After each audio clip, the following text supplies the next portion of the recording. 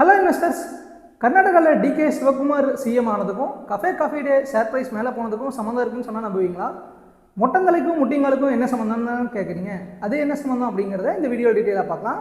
அதுக்கு முன்னாடி சேனலை சப்ஸ்கிரைப் பண்ணலாம். சப்ஸ்கிரைப் பண்ணிவிட்டு இந்த வீடியோக்கு ஒரு லைக் போட்டுருங்க. கர்நாடகாவில் இப்போ சிஎம் ஆகிருக்க டிகே சிவகுமாரோட பொண்ணை தான் காஃபி டேவோட ஓனர் விஜி சித்தார்த்தாவோட பையன் அமிர்தி ஹெக்டே வந்து மேரேஜ் பண்ணியிருக்காரு. ஸோ இதனால் வந்து காஃபி டேக்கு நிறைய ஃபேவர் பண்ணுவாங்க அப்படிங்கிற ஒரு எக்ஸ்பெக்டேஷனில் தான் ஸ்டாக் ப்ரைஸ் வந்து 50% மேலே போயிருக்கு இப்போ லாஸ்ட் 3 டேஸில்.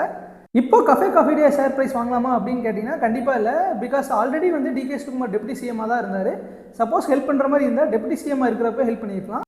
அது இல்லாமல் காஃபி டேயில் நிறைய கடன் இருக்குது. பிஸ்னஸுமே பெருசாக க்ரோ ஆகலை. விஜி சித்தார்த்தா இறந்ததுக்கப்புறம் ஜஸ்ட் ஆல்ரெடி இருக்கிற பிஸ்னஸை மட்டும்தான் ரன் பண்ணிகிட்டு இருக்காங்க. ஸோ இதெல்லாமே சரியாக வரைக்குமே காஃபி டே ஷேர்ஸில் நம்மளால் இன்வெஸ்ட் பண்ண முடியாது. சப்போஸ் ஆல்ரெடி இன்வெஸ்ட் பண்ணியிருந்தீங்க அப்படின்னா இந்த ரைஸை வந்து ஒரு செல்லிங் ஆப்பர்ச்சுனிட்டியாக கன்சிடர் பண்ணி காஃபி டேலேருந்து எக்ஸிட் பண்ணிக்கோங்க.